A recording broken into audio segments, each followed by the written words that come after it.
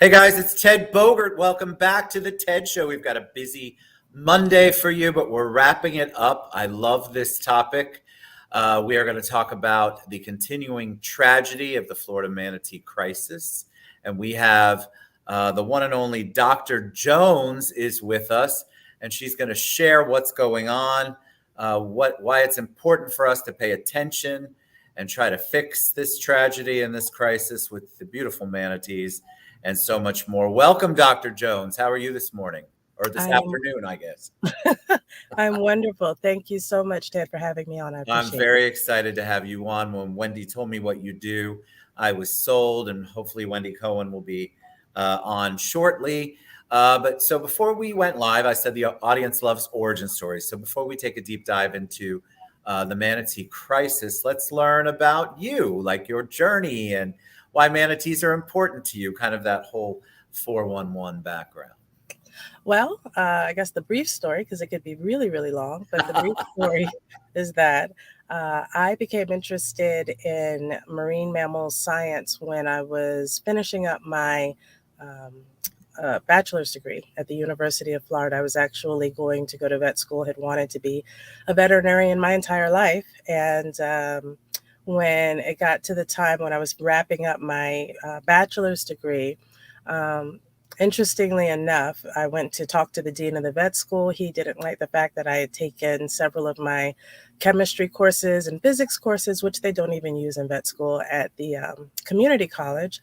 And he said, well, why don't you go get your master's and then come back and apply for vet school? So probably the best thing that ever happened to Isn't me. that amazing?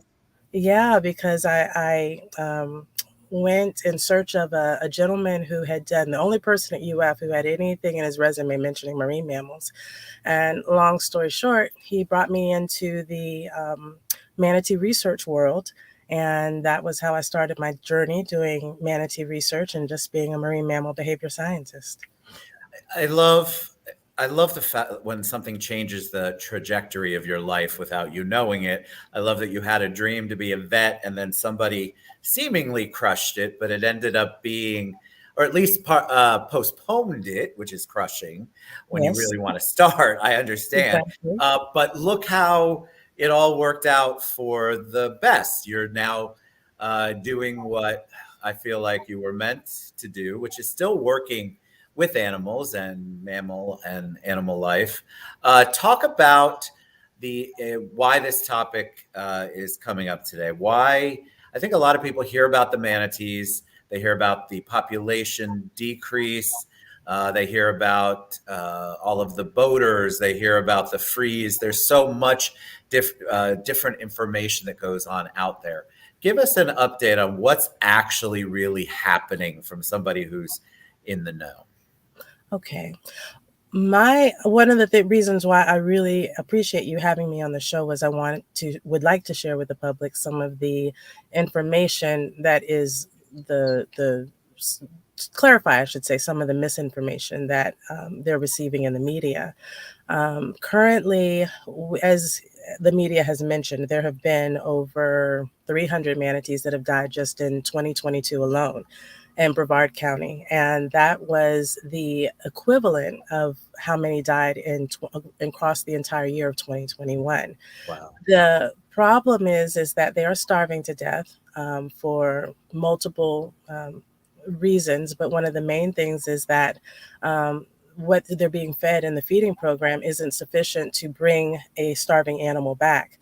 The FWC is attempting to they're going through the motions of helping of trying to help the population. The problem is that if lettuce were something that a starving animal could um, become healthy on, well, then models and actresses would never touch it, because I remember reading one of the FWC officials said to the newspaper that fat has more lettuce in it than hydrilla and water hyacinth. And again, models and actresses would never touch it if it had that much fat. That's right. So part of the problem is that feeding them lettuce is basically just like feeding us Cheetos. If we were starving, it would be feeding us Cheetos. Their natural food, hydrilla and water hyacinth, has a much better nutrient composition. It has what they need. It has the fiber that they need because they are herbivores. And so the herbivore is an animal that eats just plants like cows and sheep.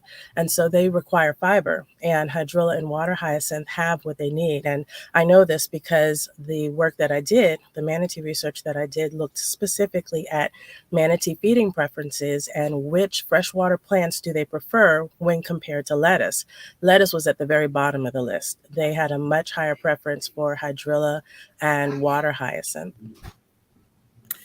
Interesting to me. Tell me about how we got to the lettuce being the answer when it's not really the answer, and how do we get to the point where we are actually feeding them the things through FWC, which I'm guessing is the Florida Wildlife Commission.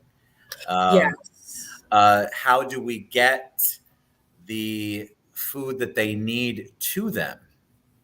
Well, to answer your first question, when I've inquired with and thank you for clarifying that, the FWC, I'm so used to using acronyms. The FWC is the Florida Wildlife Conservation Commission. They're the state agency that oversees the wildlife management, conservation management of all wildlife in the state. And when I inquired with one of the top biologists, when are they going to start feeding them hydrilla and water hyacinth, I was told that they were feeding them lettuce because, and this is what anybody in almost any of the articles that you read about where they're talking about the feeding program, they'll mention that lettuce is what is fed to captive animals, captive manatees. When they're rescued and brought into captivity at SeaWorld or some of the other rescue areas, they feed them lettuce. The problem is wild manatees do not recognize lettuce as a food. That's a human produce. It's not anything that they've ever seen in the wild. So even wild manatees do not immediately start eating lettuce when they go into a rehabilitation facility. Instead, they will place those newly brought in animals with an animal that's been in rehab for a while. That animal has learned to eat lettuce. And so the new manatee will learn to eat lettuce by watching one of its peers. The other thing that they do in rehab is, one, they have veterinarians available to treat those animals with antibiotics and to evaluate them and to provide them with whatever veterinary care they may need. Plus, they supplement that lettuce with a number of other types of produce and vitamin supplements. So the problem is they're just feeding them lettuce in the IRL. Again, animals that are emaciated, starving, animals that haven't eaten in about 3 months. And I'll explain why that's a serious problem for this particular population. But they're just giving them lettuce with none of the other supplements that an animal in a rehabilitation facility would receive. So when they're telling the public, yes, we're feeding them lettuce and the manatees are eating it, what they're not telling them is that there's a number of manatees that are former rehab manatees that are part of the northern Indian River, the Indian River Lagoon population, because that population was made up of about 1,100 animals, some of them permanent residents, some of them that would migrate down south and then come back in the wintertime to the IRL. Some of those animals have been in rehabilitation. So what I believe, this is my own personal speculation, what I believe they were hoping would happen would be the same thing that happens in captivity. Those animals that had seen lettuce before because they had been in rehabilitation would start to eat the lettuce, and then the wild manatees would follow suit. And that is what happened to a degree. At one point, according to the news reports, at least 50 manatees were eating, or less than 50, sorry, make it right, less than 50 were eating lettuce. I'm not sure exactly what the number is right now, but they're not there now because it's warm. There would only be the permanent residents that would tend to be there now to eat it. But there were some that ate it, and there were likely some wild manatees that followed suit and imitated their peers. But we're talking about a group of at least 500 animals. November 27th, one of the things I was really concerned about was the fact that the FWC chose not to do aerial surveys this year. They also didn't do them last year. Last year, I understand why. They said it was due to COVID. This year, however, I was not sure why they were not going to do an aerial survey. And I've been involved in unusual mortality events before in my career. And one of the things you really want to do is make sure that you know how many animals you've lost. With the Sure. Indian River Lagoon population, they collected manatee carcasses last year, but they didn't collect them all because there's no way, unless you run a drone or an airplane and actually do a search of the area, that you're going to find all of the manatees that have died. So they, the number that they report are the number that people found and called in.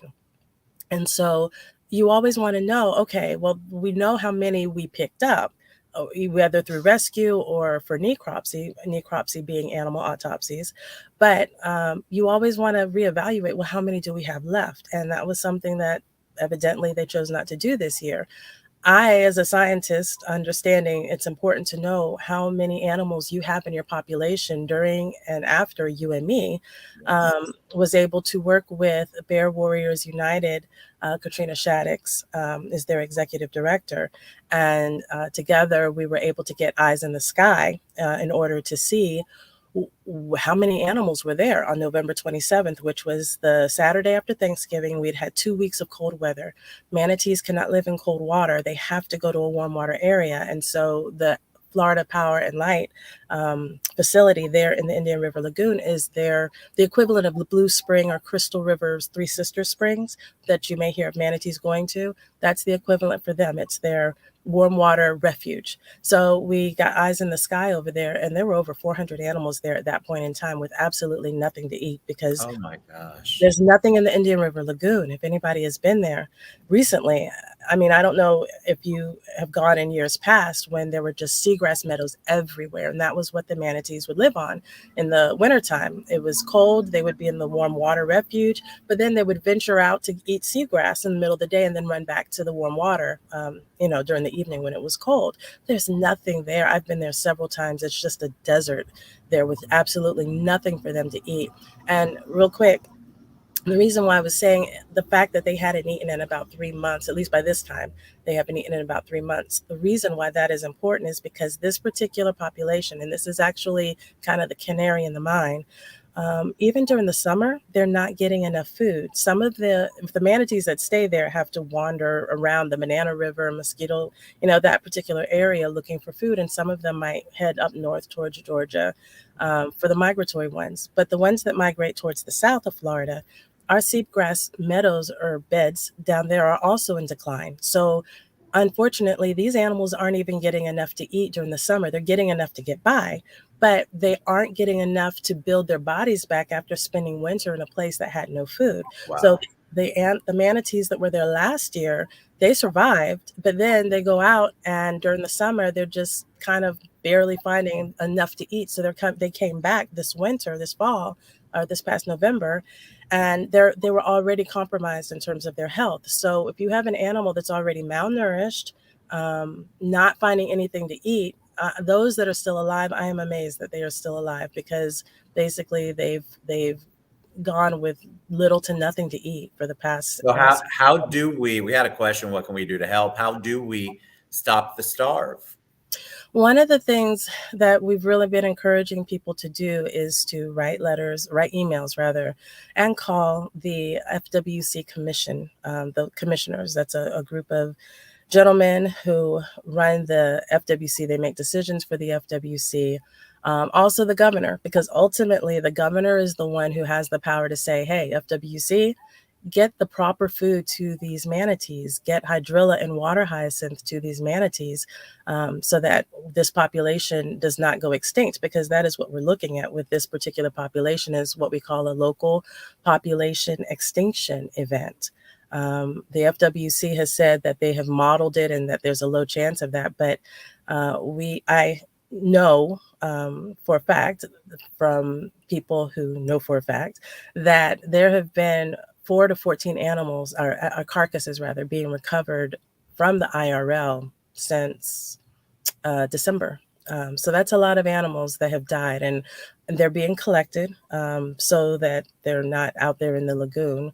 But the thing is that's if the feeding program were working, then the manatees would not be dying at that rate. So definitely sending emails to the commissioners, asking them to please feed the manatees, hydrilla, and water hyacinth, and the governor, because this is an election year, and I know he doesn't want to have this particular situation on his hands, when he knows that manatees are something that are iconic and unique to Florida. No other state, and actually no other place in the world, has manatees. There are other species of manatees in other places, but nobody else has the manatee that we have. So this is our own personal marine mammal that is dying in this area. It's tragic, just like you said. Before we head out, we have somebody, Trinice, is asking, is there a place we can donate to stopthestarve.org, a place that people can donate to a cause, donate to help, or is that to get people involved? Is there a way for people to help with monetary donations?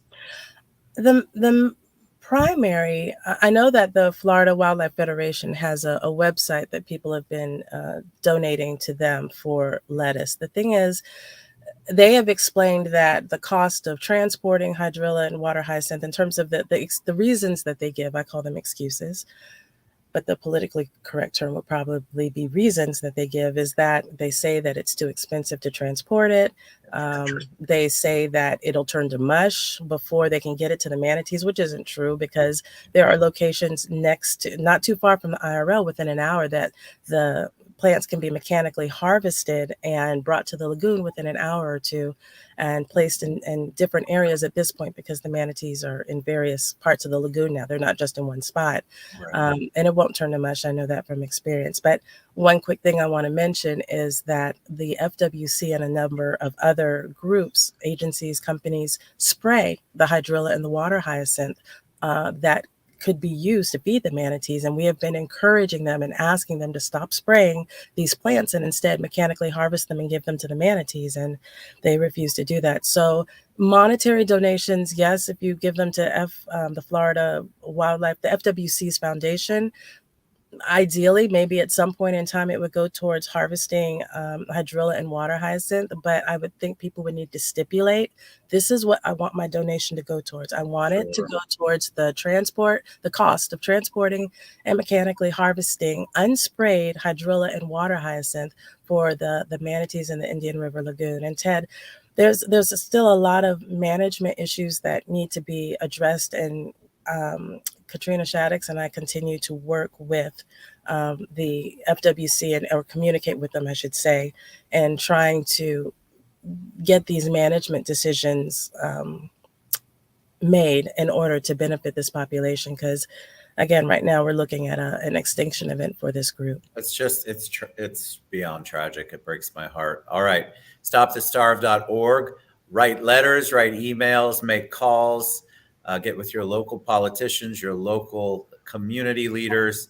Go to stopthestarve.org to learn more. Dr. Jones, thank you so much for coming on the show and sharing about this. It is a true crisis, and I appreciate you shedding some light on it and showing us how we can try to help make a difference. Well, thank you so much again for being willing to share this information with the public, because it's important that they hear what's going on, what the media reports, they read what the media reports, but it's also important for them to know the truth of what is not being told to them, because there's a lot that's not being told to the public that needs to be told. That's why we do these kinds of shows, to bring out the real stuff. Thank you, Dr. Jones. Stopthestarve.org, everybody. We'll see you soon. Please get